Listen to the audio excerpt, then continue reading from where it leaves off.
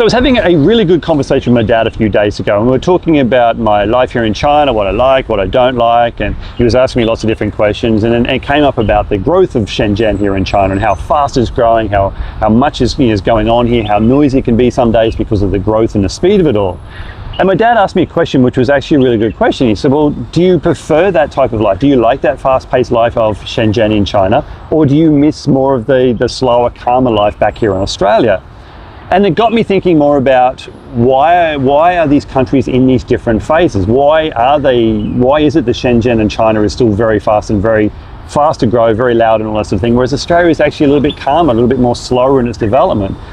And if I start to think back, start to think more in depth about it, I feel Australia has a longer time. It was in its growth phase for a longer period of time, over its 200 years. So, it's still a very young country, but over 200 odd years, it's been growing. And it's now moved from that growth phase into its stability phase. It's in a stage now where the systems are in place.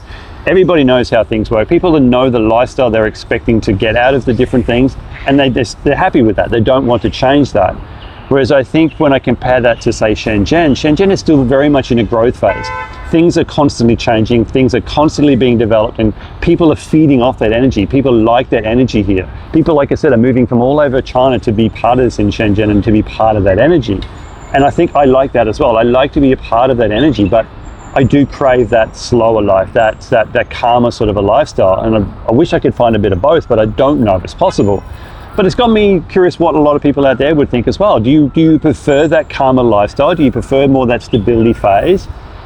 Is that stability phase more of a comfort? And when you get into that comfort phase, does that then bring in some other problems with the country where it restricts development and things like that as well?